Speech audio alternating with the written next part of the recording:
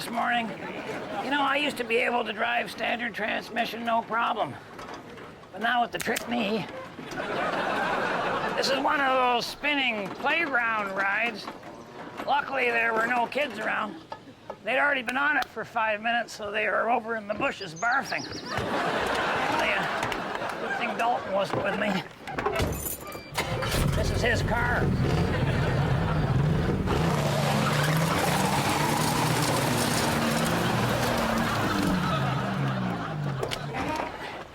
Yeah, she's jammed on there pretty good. Just spins around in a circle. But I'm thinking, hey, wait a minute. This is New Year's Eve, and this rotating car could be converted into a dandy noisemaker. I got everything I need right here. Anybody with half a brain could do this. We do have music at midnight, so I hooked the speaker up to the 8-track, and right at the stroke of 12, we're going to be listening to Old Lang Syne, played by Guy Linguini and his Royal Custodians. But mainly what we need is noise. So I've attached a tambourine to my drive wheel. Meanwhile, I got maracas playing Wipeout on the windshield.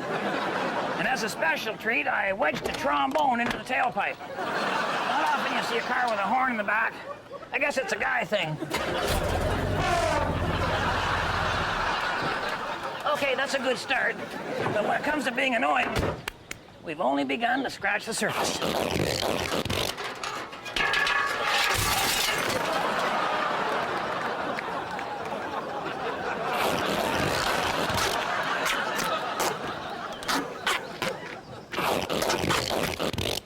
Snow fence is the perfect addition to a New Year's party because it's just like the guests. It stands around looking goofy, and then when you need it, it falls over. Hopefully it'll be as noisy as the guests, too, especially once these hockey sticks start raking across it. I think it's time for a test run. I got her in gear, and I hooked up this remote starter, so I don't even have to be in the car when it starts spinning. I pretty well thought of everything.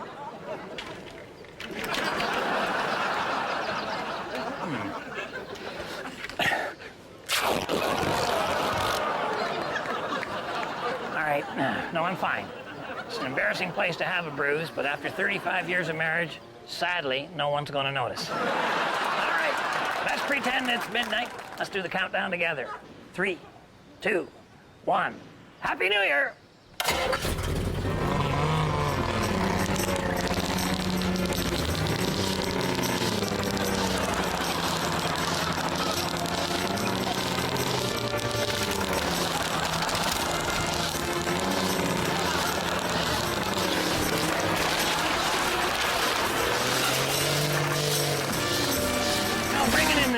With a celebratory drink is an old custom. Goes way back to ancient times. I believe it was Julius Caesar who said, "Friends, Romans, countrymen, lend me your beers." Of course, now on New Year's Eve, you're actually supposed to be drinking champagne. But that can be a problem. What with French wine being so expensive and you being so cheap. So here's what you do. You make your own. Now start with a good-sized jug. Quantity is an important factor. I find with alcohol, people even like the bad stuff if there's plenty of it. So we're gonna make a magnum. Here again, magnum is a Latin word meaning humongous. Okay, you know, champagne has a bit of a zing to it. Even the smell tickles your nose. Well, you can get the same effect with vinegar. Ah, what the heck. It's New Year's. Okay, now you fill up the rest of your magnum with your favorite beer. Or whatever kind Dalton brought. He'll never notice. He'll be too busy chasing the shrimp ring. Okay, now we come to the fun part of champagne. And I don't mean that tipsy feeling you get when you start doing your Jimmy Stewart impression all night. No, no. I'm talking about the bubbles. Now, in real champagne, the bubbles come from, I don't know, grapes with air in them or something. And we're going to make our bubbles by adding baking soda to the vinegar we already got in there. But here's the thing. We don't want those chemicals mixing too soon.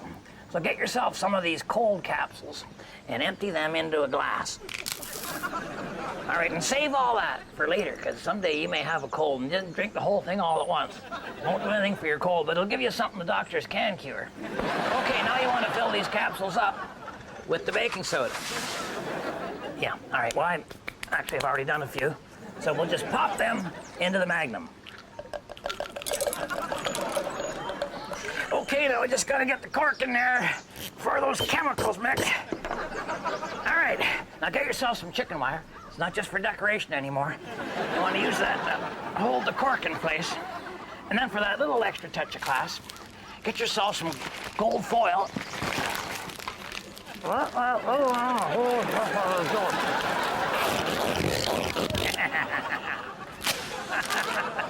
Okay, by midnight, the capsules will be all dissolved in there. And that will allow the carbon dioxide to come firing off into the beer as the baking soda mixes in with the vinegar. So now all you gotta do is remove your fancy foil, take off your protective chicken wire off there, and if you put in enough vinegar, you shouldn't even need a corkscrew. So Happy New Year, or I should say, Happy New Beer.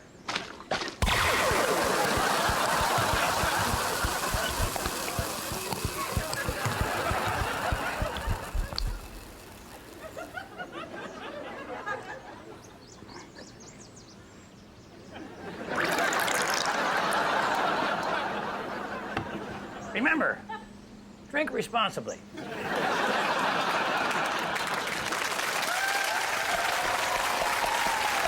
know, a lot of people like to commemorate New Year's Eve by having some type of audio-visual presentation in their backyard. Maybe firecrackers or a light show. It's their way of celebrating the beginning of a new year and also surprising the neighbors that they actually know what day it is. Now I know what you're thinking. Where are you going to find the money to do something like that? Or my wife won't let me have firecrackers. Or what the heck are you talking about, Red? Well, take it easy. With my idea, you don't need money or fireworks. All you need is a toaster. Well, actually, a few toasters.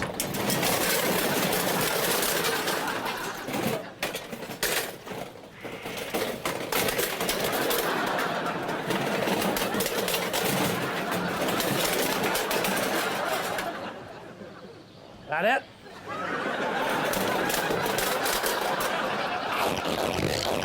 And we don't even need the whole toaster, just the elements from inside. I mean, they're perfect for our display, because you can bend them into shapes and they glow when they're hot. Don't you wish more things in life were that simple?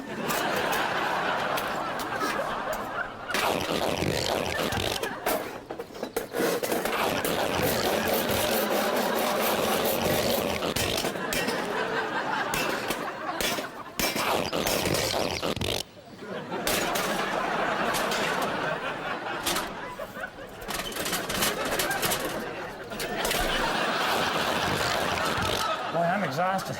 That was a lot of swearing. Okay, now we got the easy part. We just form the elements into the letters for our New Year's Eve sign. See, this is the letter T. Today's Handyman Corner is brought to you by the letter T. Now, if it doesn't work, it'll be the letter B. Because if she doesn't work, letter B. Okay, now we just form the rest of the letters and then join all the elements together, making a sign that's not only bright, but also toasty warm. Okay, our sign's all done, and I got the elements hooked up to these wires. And then to supply the electricity, I got the other end hooked into the power supply on one of my toasters. Now when I push down this little lever, we're gonna have an impressive display. But I gotta wait for night, because I got the control set on dark. Okay, we're all set. So let's send our lit New Year's message out to the world.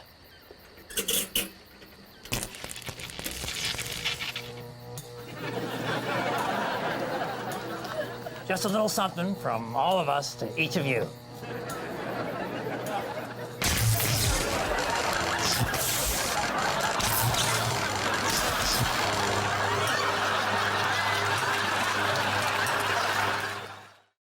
Things about having a dog.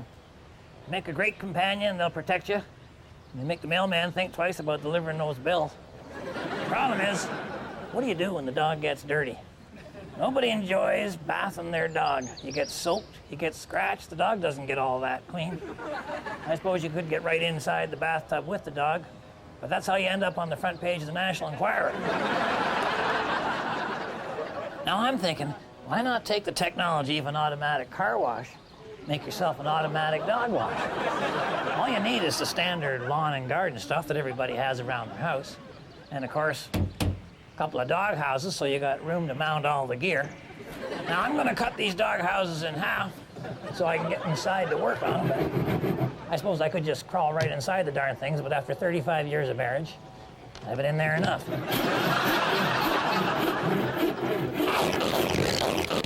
I thought I'd show you how the whole thing works before I put the two halves back together here. Okay, first of all, I got my garden hose coming in, goes into one of these T-connectors here. Now, on the first leg of the T-connector, I'm going out into one of these outdoor window washer bottles, you know, the kind that hooks onto your hose. Of course, now I dumped the window washer fluid out of there, replaced that with dog shampoo. The dog actually turns the soap on himself with this string I got tied to the trigger of the machine, and then the other end, I got a dog biscuit hanging there.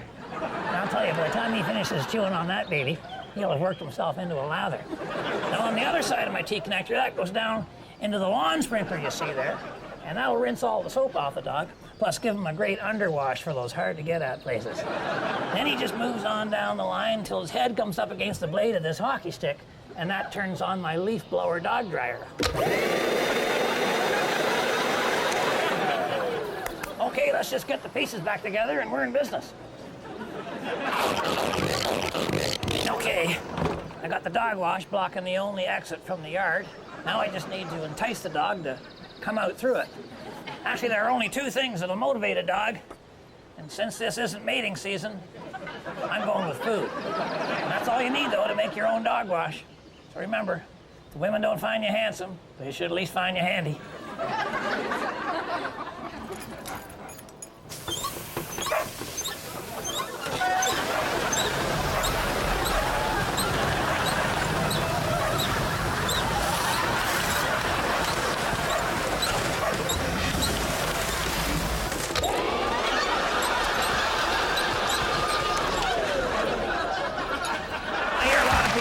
About how living in the country isn't as good as living in the city. They say there's nothing to do, no fancy restaurants or crack houses or anything. Personally, I like living in the country. You know, it's a place where a creative person can express himself on a limited budget, and where the local building bylaws tend to be under-enforced. I'll show you what I'm talking about. This here is a dining tent where you can go in there and enjoy a meal without the flies and mosquitoes getting in there. Or if you like flies and mosquitoes, you can take them in there with you, and the tent will stop them from getting out. Well, today, I'm going to turn this rural dining tent into a swank, urban, revolving restaurant. Okay, the first thing I need is something to use as rollers. I went with these 4-inch sewer pipes because that's the size the road construction crew was using. Now, once I get them all spread out, I'm going to need a platform for my tent to sit on. I'm going to use these sheets of plywood right here, and I figured I needed a 16-foot diameter circle. So I had my dog on an 8-foot leash and just let him walk around me. Now all I have to do is cut along the paw prints, and I've got my platform.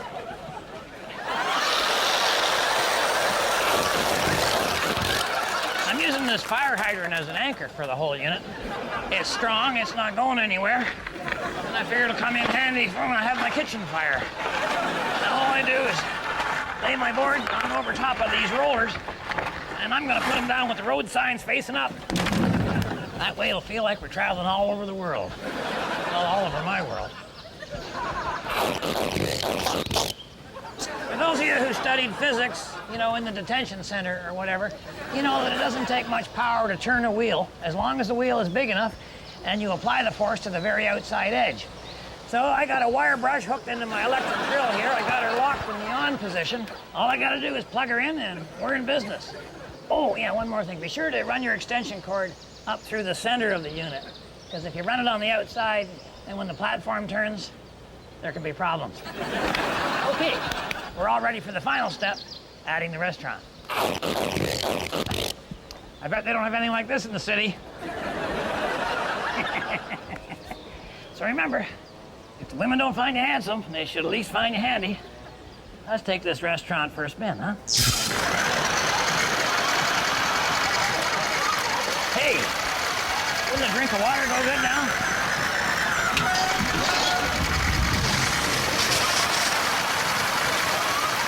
Now, winter's coming. Days are getting colder, nights are getting longer.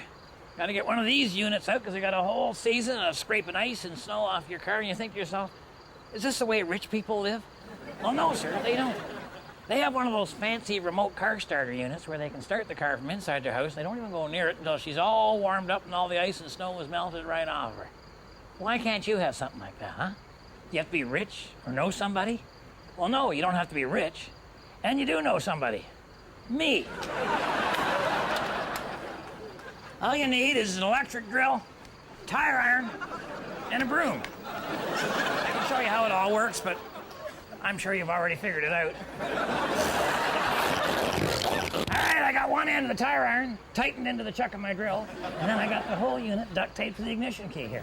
And then what I did is I duct taped the broom onto the tire iron itself, got the butt end of the handle resting on the gas pedal, so I can now start the car from inside my home with the butt end of myself resting on the recliner.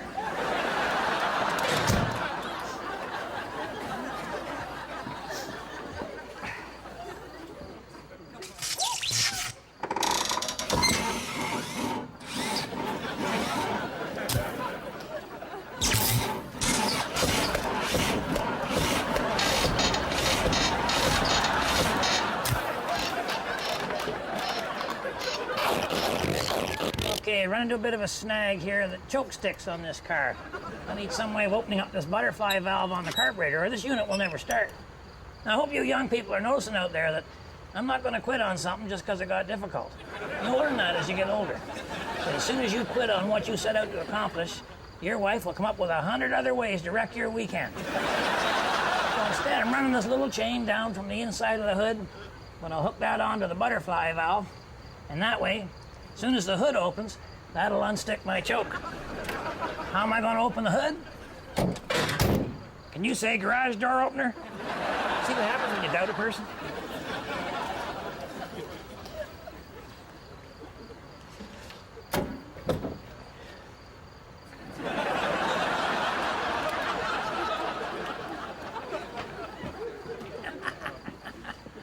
All right, step one. I want to pump the gas a couple of times.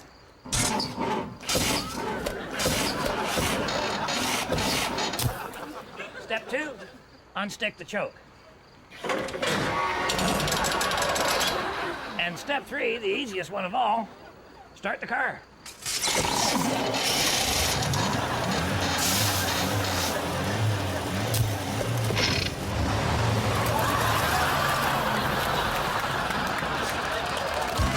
This week on Handyman Corner, I'm going to show you how you can put a skylight in your van. It's going to beautify the thing, it's going to increase the value and make it a lot more fun to drive. Heck, it's such a great idea, I'm almost tempted to try it on my own van. But who am I kidding? Let's get the bugs out first by doing it on Buster Hatfield's van. Okay, you're going to need a variety of tools here and a pane of glass. Need another pane, Harold. Okay, we got our tools and we got our glass. Let's get to work. Need another pane, Harold. All right, got myself a storm window here that'll do just fine. What we gotta do is get the putty out of there to get the... Oh, come on, Junior. Winter's 5 months away. All right, well, we won't worry about the glass right now. We'll punch a hole for our skylight. All right, I would put the skylight right here over the driver's seat. And, of course, before we can use the saw, we're gonna need a pilot hole. I would say put it right about there.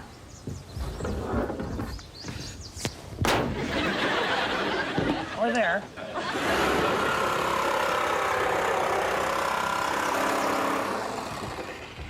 Just double check and make sure I'm working on the right van. Yeah, it's not mine. All right, there's the hole for our skylight. I'm just laying in a bead of caulk in there. You don't want rain dripping down the back of your neck. Of course, I guess it won't bother you so much if you first had caulking dripping down the back of your neck. All right, let's get the glass.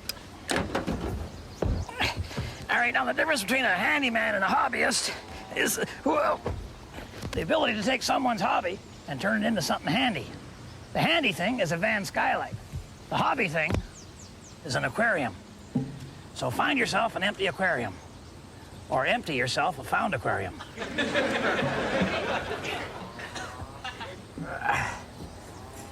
And you know, these aquariums come in a bunch of different sizes, so if you got a real fat head, you might want to step up to a 45-gallon. And there you have it. Sure, the inside of the van might smell a little fishy, but it just goes with the upholstery.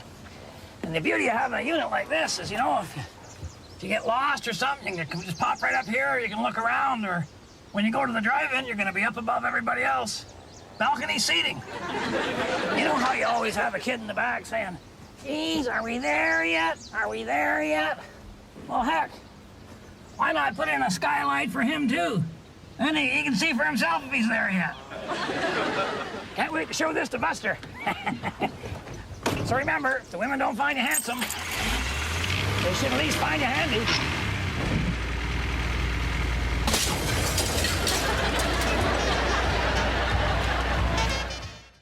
The teenage years are painful, difficult, and awkward.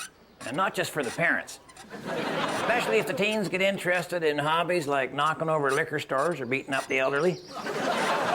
And the most dangerous stuff in life happens late at night, which you proved during their conception. So the best way to prevent bad things from happening is to get your kids to come home at a decent hour. To do that, you need something to attract them. You know, other than the $5,000 worth of video games and computer equipment you bought them. You need a lure, a teen trap. See, when a teenager gets home, first place he goes is the fridge. A fridge door has magical powers that draws in all teenagers. Maybe it's from the magnets on there, I don't know. But the same kid who can't focus on the blackboard for 30 seconds will spend an hour bent over staring into this baby. So take that power and use it. On the front of your house. Now when your kid's out at night, dancing or throwing rocks at traffic or whatever, you'll remember this fridge door and you'll want to come running home to see what's inside. And here's an added bonus. You'll never be able to sneak into the house.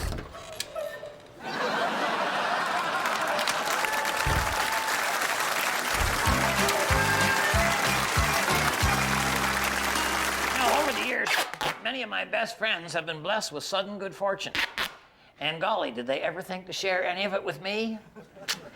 Well, now the table is turned. Literally.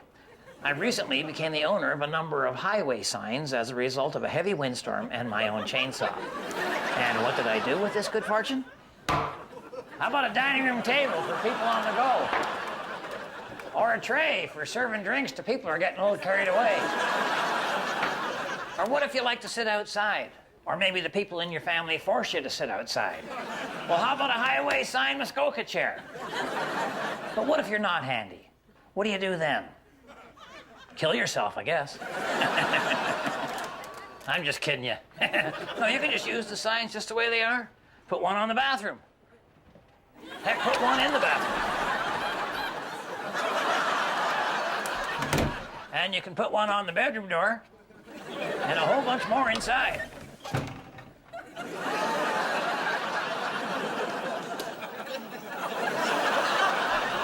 That last one glows in the dark. Oh, look, it's Harold's room. My wife wants me to be healthier, so she gave me one of these walks to cook with. A few years ago. Now, I know there are a lot of really bad walk jokes. Walk this way, or if I could walk that way, I wouldn't need the frying pan. Or the incredibly juvenile, you can tell by the way I use my walk. I'm a ladies' man, no time to talk.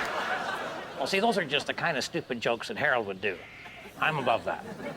Now, Bernice says that if I can heat up some oil and slice a few vegetables, I can make a healthy meal in about 10 minutes.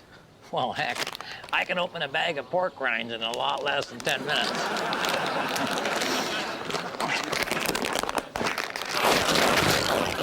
Okay, the point is, maybe I should give this healthy cooking a try, but I'm telling you, cooking one meal at a time, I don't think that's going to make me healthy. And my doctor agrees with me. He told me I could use a big walk every day. See with this, baby? I can make a whole month's worth of meals at one time. It's actually Junior Singleton's old satellite dish, or as I call it, the walk of life. Okay, she's good and hot. Now it's time to add the oil. Lots of ways we can go here. Canola, olive, or my personal favorite, 10W30.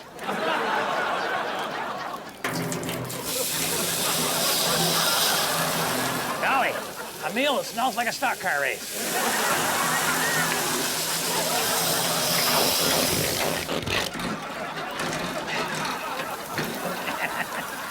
These beets were made for walking.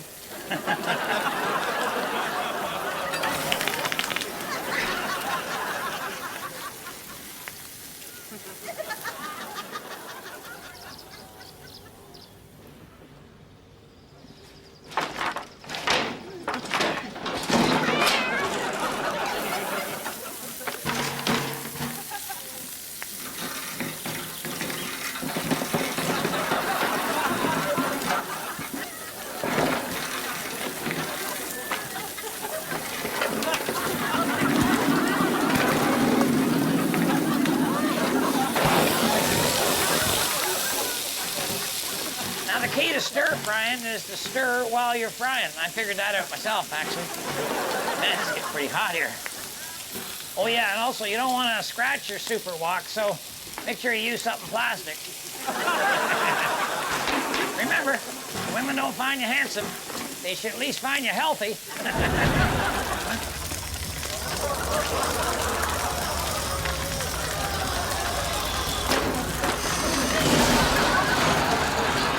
You see my wife?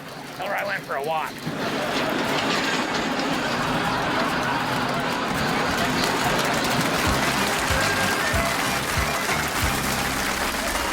You hear a lot of talk these days about fossil fuels and how the depletion of the rainforest is melting the icebergs and drowning all the whales. So now they got a whole bunch of engineers trying to make cars out of recycled styrofoam cups and gasoline out of cow patties. But you know, sometimes when you can't find the answer looking forward, you should look back. Back in time. This clock stood in the Possum Lake Town Square for 75 years.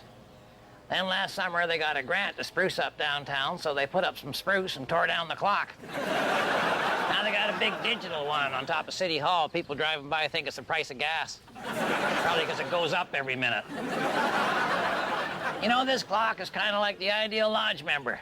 Strong, dependable, and you only have to wind it up once a year. They say the whole world is looking for a cheap, reusable, environmentally friendly fuel. Well, I got the key.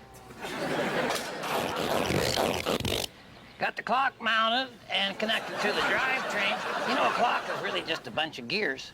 So I went to the highest gear to get the maximum horsepower, and I ran a long bicycle chain around it, through the sunroof, and down through the floor of the car, and hooked it around another sprocket that I duct taped to my drive shaft. You know, I didn't even have to cut a hole in the floorboards. That's the beauty of using an older vehicle. Now, I needed a pendulum to make the clock work. The original one was about 10 feet long. I didn't have that kind of room, so I just added some horseshoes to a pickaxe. That should make the clock work fine. People always said I had horseshoes up my something. They just had the location wrong. All right, let's see how our new engine works.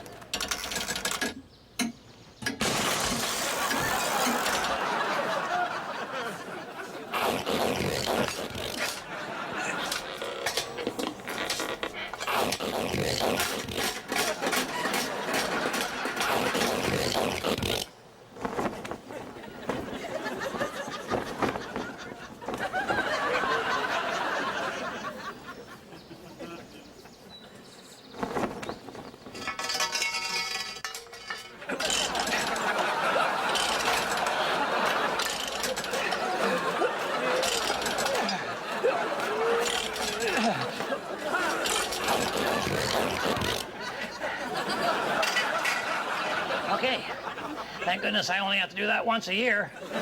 I sound like Dalton's wife. Anyway, I see by the big clock on my roof that it's time to take this baby for a spin. So remember, if the women don't find you handsome, they should at least find you handy. Now, if you excuse me, I gotta go save the planet.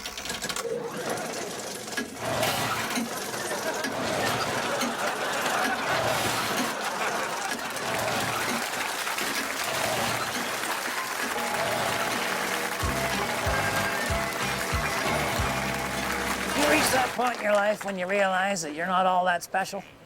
Or more importantly, has your wife realized it? Well, today I'm going to show you how to get the attention and respect of your neighbors. Unless, of course, they've met you, but hey, that's not my fault. You know when you look at pictures of fancy houses in these magazines, and take a look at your own house, you notice the difference? I'm not talking about the nice trees and the no tarps on the roof and the lack of K-car turned upside down on the front lawn. I'm talking about that fancy gingerbread trim they have on the eaves of some of the nice-looking houses. Wouldn't your house look good with that kind of trim on it? Oh, I know what you're thinking. Where am I going to get the money to do that? Or how am I going to pull that one off? Or, hey, wait a sec, I'm not even married. Well, you know, like so many things in life, a lot of time the answer's right in your own backyard. Chances are you got a bunch of toys that you don't use anymore because your kids have grown up and gone. Or maybe your grandfather charged them all on your Visa card before you had him picked up. Well, I got some great news for you, because this isn't just junk lying around your yard any longer. In about one coat of paint from now, It's going to be your beautifully decorative gingerbread trim.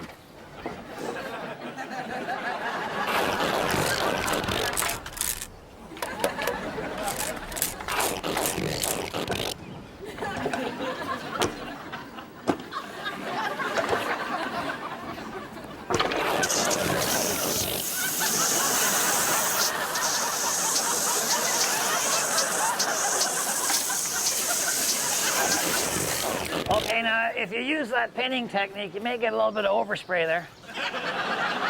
You'll never even see that once the snow flies. Now you just take all your decorative items around to the front lawn. Your sconces, your finicules, your bric-a-brac, whatever. Then you just attach everything to your eaves in an artistic yet subtly symmetric pattern. Oh yeah, one other rule. Inflatable toys don't like staple guns.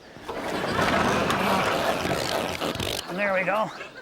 Bring the ladder down so we can get a better look. Oh, oh, oh. Yeah, that's got it. Okay, now what did that cost us, eh? A gallon of paint, a back lawn, and a couple of muscle spasms. Well worth it. So remember, if the women don't find you handsome, they should at least find you handy. Speaking of which, this project will make your wife feel pretty darn special. The neighbors are really gonna notice you now.